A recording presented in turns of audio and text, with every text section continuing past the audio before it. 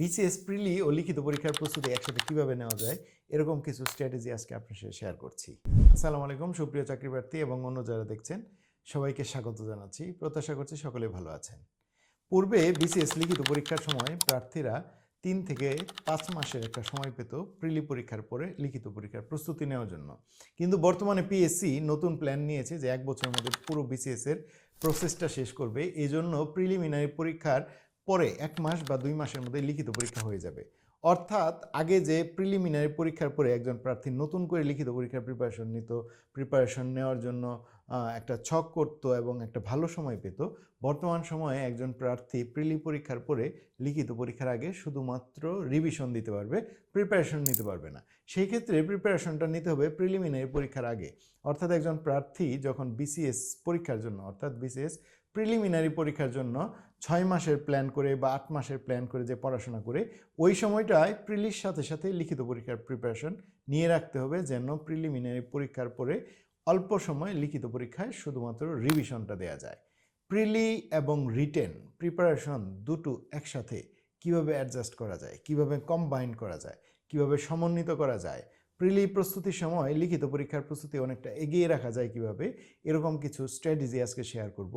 প্রিলি এবং লিখিত পরীক্ষার কম্বাইন প্রস্তুতির 3টা স্ট্র্যাটেজি নিয়ে আজকে কথা বলবো। প্রিলি এবং লিখিত পরীক্ষার কম্বাইন প্রস্তুতির 3টা স্ট্র্যাটেজির মধ্যে স্ট্র্যাটেজি নাম্বার 1 যেটা বলবো সেটা হচ্ছে প্রিলি এবং লিখিত পরীক্ষার কমন টপিক। লিখিত পরীক্ষায় আমরা জানি যে 6টা বিষয়ের উপর লিখিত পরীক্ষা নেওয়া হয়। এর মধ্যে বাংলা বিষয়ে বাংলা ব্যাকরণের 30 নম্বর, বাংলা সাহিত্যে 30 নম্বর, এই 60 নম্বর কিন্তু লিখিত পরীক্ষা প্রিলির সাথে মিল আছে। আবার আমরা যদি ইংরেজিতে যাই, ইংরেজিতে 30 নম্বর যে আছে কম্প্রিহেনশন, এখানে যে প্রশ্নগুলো করা হয় এগুলো হচ্ছে প্রিলির সাথে মিল আছে। এরপরে যদি আমরা ম্যাথে যাই, ম্যাথের প্রায় পুরো নাম্বারটা এবং মানসিক দক্ষতা, যেই মানসিক দক্ষতা আমরা জানি যে লিখিত পরীক্ষায় এমসিকিউ আকারে আসে, প্রিলি পরীক্ষাতেও এমসিকিউ আকারে আসে, এটি তো পুরোই মিল। আর ম্যাথের যে সাধারণ গণিত যে পার্টটা, এখানেও মোটামুটি অধিকাংশ পার্টই আমরা লিখিত পরীক্ষা এবং প্রিলি পরীক্ষার মধ্যে মিল পেয়ে থাকি। এরপরে যদি আমরা সাধারণ বিজ্ঞানে আসি, সাধারণ বিজ্ঞানে 100 নম্বর লিখিত পরীক্ষা হয়। এখানে 15 নম্বর ছাড়া অর্থাৎ ইলেকট্রিক্যাল অ্যান্ড ইলেকট্রনিক্স, এই 15 নম্বর ছাড়া বাকি 85 নম্বর প্রিলিমিনারি সিলেবাসের সাথে প্রায় মিল বলা যেতে পারে। এরপর আমরা যদি বাংলাদেশ বিষয়াবলীতে আসি, বাংলাদেশ বিষয়াবলীতে লিখিত পরীক্ষায় 200 নম্বরের পরীক্ষা হয়। এই 200 নম্বরের মধ্যে প্রায় পুরো সিলেবাসটাই প্রিলি পরীক্ষার সাথে সম্পর্কিত। বিশেষ করে আমরা যদি বলি তাহলে আমরা বলবো যে অর্থনীতি, জনসংখ্যা, সংবিধান, মুক্তিযুদ্ধ, এই টপিকগুলো তো প্রিলি এবং রিটেন দুটোর জন্যই খুব বেশি গুরুত্বপূর্ণ। এরপরে আমরা লিখিত পরীক্ষার সর্বশেষ যে সাবজেক্টটা আছে সেটা হচ্ছে আন্তর্জাতিক বিষয়গুলি। আন্তর্জাতিক বিষয়গুলির মধ্যে যে কনসেপচুয়াল ইস্যু আছে, এই কনসেপচুয়াল ইস্যুর মধ্যে যে 40 নম্বর আছে এটি প্রিলির সাথে অনেকটাই মিল, এবং মোটামুটি বলা যেতে পারে যে আন্তর্জাতিক বিষয়গুলির 40 নম্বর প্রিলিমিনারির সাথে মিল। তো অর্থাৎ আমরা দেখতে পারি প্রায় 500রও বেশি নাম্বার, 500+ নাম্বার লিখিত পরীক্ষায় যেটা প্রিলি সিলেবাসের সাথে মিল। এই সিলেবাসের অংশটা যদি আপনি লিখিত পরীক্ষার প্রস্তুতি নেওয়া যদি প্রিলি সময় নিয়ে ফেলেন, তাহলে আপনার লিখিত পরীক্ষার প্রস্তুতি কত হলো? 900 নম্বরের মধ্যে আপনি 500+, প্রায় 550 মতো নম্বর আপনি আগেই প্রিপারেশন নিয়ে ফেলেছেন। ফলে এরপরে আপনি যদি লিখিত পরীক্ষার ওই টপিক যেগুলো বাকি থাকে, মানে হচ্ছে 900 থেকে 550-র মধ্যে যদি করা হয়, এর মাঝখানে যে নম্বরগুলো বাকি থাকে, ওই নম্বরের যে টপিকগুলো রয়েছে এগুলো আলাদা করে প্রিপারেশন নিলে আমার মনে হয় যে প্রিলিমিনারি পরীক্ষার প্রিপারেশনের সময় লিখিত পরীক্ষার প্রস্তুতি অনেকটাই কমপ্লিট হয়ে যাবে। প্রিলি এবং লিখিত কম্বাইন প্রিপারেশন নেওয়ার 2 নম্বর যে টেকনিক বা স্ট্র্যাটেজি আছে সেটা হচ্ছে যে বিষয়গুলো সময় সাপেক্ষ, অর্থাৎ রিটেনের সময় প্রিপারেশন নিতে পারবো না, অনেক দীর্ঘ সময় ধরে আমাকে প্রিপারেশন নিতে হবে, ওই টপিকগুলো আমরা প্রিলিমিনারি পরীক্ষার সময় প্রিপারেশন নিয়ে ফেলবো। যেমন আমরা যদি আলোচনা করি বাংলা বিষয়ে, বাংলা যে গ্রন্থ সমালোচনা আছে, এই গ্রন্থ সমালোচনা এবং রচনা, এগুলো কিন্তু রিটেন পরীক্ষার সময় অনেক সময় কিল করে প্রিপারেশনের সময়। এই দুটো টপিক যদি আপনি প্রিলিমিনারি পরীক্ষার সময় পড়ে ফেলেন তাহলে আপনি অনেকটা এগিয়ে থাকবেন। এরপরে আমরা ইংরেজিতে আসি। ইংরেজি সাবজেক্টে ট্রান্সলেশন আসে, রিট্রান্সলেশন আসে, এবং ফ্রি হ্যান্ড রাইটিং লিখতে হয় রচনার জন্য, এখানে একটা বড় নম্বর বরাদ্দ থাকে। ফলে এই ট্রান্সলেশন, রিট্রান্সলেশন এবং ইংরেজি রচনা বা ফ্রি হ্যান্ড রাইটিং আমরা যেটাই বলি না কেন, এই বিষয়গুলো যদি আমরা প্রিলিমিনারি পরীক্ষার প্রস্তুতির সময় কমপ্লিট করে ফেলি তাহলে কিন্তু আমার রিটেনের সময় এই সময়গুলো আর দিতে হচ্ছে না। এরপর ম্যাথের পুরো সিলেবাসটা প্রিলিসে সম্পর্কিত এর আগে কথা বলেছিলাম। তো সেই ক্ষেত্রে আমরা যখন প্রিলির ম্যাথ প্র্যাকটিস করব, সেই সাথে লিখিতর ম্যাথ একই চ্যাপ্টারে আমরা একই সাথে প্র্যাকটিস করতে পারি। এরপর যদি আমরা সাধারণ বিজ্ঞান অংশে আসি, সাধারণ বিজ্ঞান অংশে আমরা প্রিলিমিনারির সাথে লিখিত পরীক্ষা অ্যাডজাস্ট করতে পারি। আমরা বাংলাদেশ বিষয়বলিতে আসি, বাংলাদেশ বিষয়বলিতে যদি আমরা স্পেসিফিক্যালি বলি তাহলে অর্থনীতি, সংবিধান, মুক্তিযুদ্ধ, এই যে টপিকগুলো রিটেনেও খুব গুরুত্বপূর্ণ, প্রিলিমিনারিতেও খুব গুরুত্বপূর্ণ, এই টপিকগুলো যদি আমরা প্রিলিমিনারি পরীক্ষার সময় প্রিপারেশন নিয়ে ফেলি তাহলে আমার লিখিত সময় এই হ্যাসেলগুলো আর নতুন করে নিতে হবে না। এরপর আন্তর্জাতিক বিষয়গুলিতে কথা বলেছি যে কনসেপচুয়াল ইস্যুর একটা বড় পার্টি হচ্ছে প্রিলিমিনারি সাবজেক্টের সাথে সম্পর্কিত। আন্তর্জাতিক বিষয়গুলির কনসেপচুয়াল ইস্যু বা এর সাথে আরও যে সম্পর্কিত টপিকগুলো আছে এগুলো যদি আমরা প্রিলিমিনারি পরীক্ষার সময় প্রিপারেশনটা নিয়ে ফেলতে পারি তাহলে আমার মনে হয় লিখিত পরীক্ষার সময় এই হ্যাসেলটা বা এই বাড়তি যে পড়াশোনার চাপ এটা আমাদের নিতে হবে না, এবং আমরা অল্প সময়ে লিখিত পরীক্ষাটা গুছিয়ে আনতে পারবো, কারণ আমাদের বেশিরভাগ প্রিপারেশনটাই কিন্তু প্রিলিমিনারি পরীক্ষার সময় হয়ে গিয়েছে। প্রিলিমিনারি লিখিত পরীক্ষা কম্বাইন্ড প্রিপারেশনের 3 নাম্বার স্ট্র্যাটেজি বা 3 নাম্বার টেকনিক যেটা বলতে পারি আমরা, সেটা হচ্ছে টপিক ধরে ধরে প্রিলি এবং লিখিত পরীক্ষার প্রস্তুতি নিতে হবে। অর্থাৎ একটা টপিক যখন আমরা পড়ব সেই টপিকে প্রিলিমিনারি পরীক্ষায় কী প্রশ্ন এসেছিল, আবার সেই টপিকে লিখিত পরীক্ষায় কী প্রশ্ন এসেছে, এটা আমাদের সাম আপ করতে হবে এবং সেভাবে প্রিপারেশন নিতে হবে।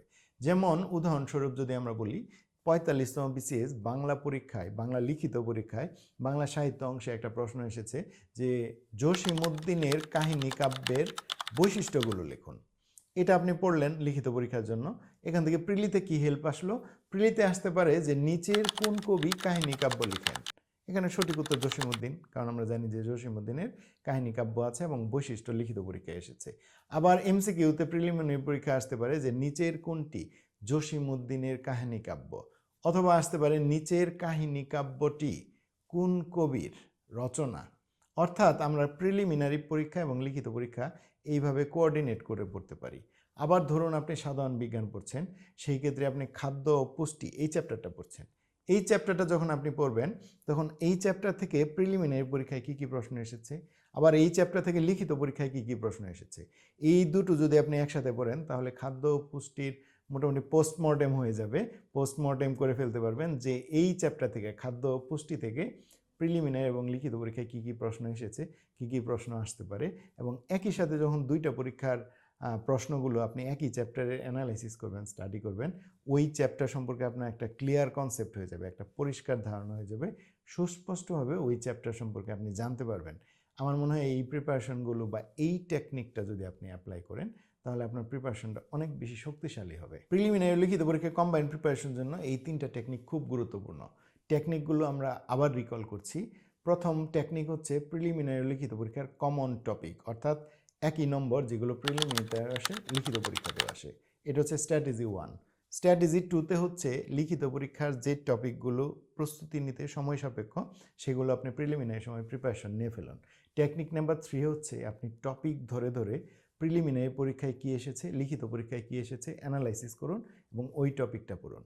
এইভাবে যদি আপনি একসাথে পড়েন আমার মনে হয় প্রিলিমিনারি পরীক্ষার সময় লিখিত পরীক্ষার প্রস্তুতি আপনার অনেকটাই হয়ে যাবে, এবং লিখিত পরীক্ষার সময় আপনি জাস্ট বাকি একটু প্রিপারেশন নেবেন আর মোটামুটি রিভিশন দিবেন, তাহলে অল্প সময়ে আপনি লিখিত পরীক্ষার প্রিপারেশন কমপ্লিট করতে পারবেন। আর এরই সাথে চাকরি প্রার্থীদের আরেকটি তথ্য জানিয়ে রাখছি, যারা ব্যাংকে পরীক্ষা দেবেন, আমরা কিন্তু কি করি বিসিএস পরীক্ষার সাথে ব্যাংকেরও প্রিপারেশন নিয়ে ফেলি বা ব্যাংকেরও পরীক্ষা ট্রাই করি যে কোনটাতে আমার চাকরি হয় আমরা তো জানি না। সেই ক্ষেত্রে যারা ব্যাংকের পরীক্ষায় চাকরি দিবেন, ব্যাংকের সিলেবাসের 50% হচ্ছে বিসিএস রিটেন সিলেবাসের সাথে মিল, এবং অন্যান্য যে সরকারি চাকরি আছে যেমন দুর্নীতি দমন কমিশন আছে, পেট্রো বাংলা আছে বা পল্লী বিদ্যুতায়ন বোর্ড আছে, এরকম অন্যান্য যত সরকারি দপ্তর আছে যারা চাকরির পরীক্ষা নেয় সেখানে 100% রিটেন সিলেবাস হচ্ছে বিসিএস এর রিটেন সিলেবাসের সাথে মিল। অর্থাৎ একজন প্রিলিমিনারি প্রার্থী যদি বিসিএস রিটেনের অনেক কিছু আগে থেকে পড়ে ফেলে তাহলে উনি ব্যাংকেও ভালো করবে বা অন্যান্য যে সরকারি দপ্তর আছে সেখানে নিয়োগ পরীক্ষার লিখিত পার্টেও অনেক ভালো করবে। তাই প্রিলিমিনারি পরীক্ষার সাথে লিখিত পরীক্ষার প্রস্তুতি নেওয়া অনেক ওয়াইজ একটা ডিসিশন, যেটা আমরা এতদিনে অনেকেই বুঝতে পারলাম। বাট আমি অনেক আগে থেকেই চাকরি প্রার্থীদের বলে এসেছি যে পিএসসি যখন 1 বছরের মধ্যে বিসিএস এর প্রসেসটা শেষ করতে চাইবে তখন কিন্তু প্রিলিমিনারি পরীক্ষার পরে রিটেন পরীক্ষার সময় অনেক কম পাওয়া যাবে। আর একজন প্রার্থীকে সকল চাকরি পরীক্ষায় ভালো করার জন্য প্রিলিমিনারি প্রস্তুতির সময় লিখিতর অনেক কিছুই পড়ে রাখা উচিত, এতে সকল চাকরির পরীক্ষা অনেক ভালো করতে পারবেন। তো প্রিলিমিনারি লিখিত পরীক্ষার কম্বাইন প্রস্তুতির আজকের আলোচনায় এই টেকনিকগুলো আপনার সাথে শেয়ার করলাম। আপনারা যদি উপকৃত হন তাহলে আজকে আমাদের যে পরিশ্রম হলো বা আজকে আমরা যে কথাগুলো বললাম আপনাদের উদ্দেশ্যে, আশা করছি আমাদের এটি সার্থক হবে। বিসিএস, ব্যাংক, সরকারি এবং বেসরকারি চাকরি বা কেরিয়ারের যে কোনো কোয়েরিজ যদি আপনার জানার আগ্রহ হয়, আপনি জানতে চান, আপনার কোনো জিজ্ঞাসা থাকে, সেটি আমাদের জানাতে পারেন। আমরা সেই টপিকগুলো বা সেই জিজ্ঞাসাগুলো, সেই কোয়েরিজগুলো আপনাকে জানানোর চেষ্টা করব। সে পর্যন্ত সকলে ভালো থাকেন, সবার জন্য অনেক শুভকামনা। আল্লাহ হাফেজ।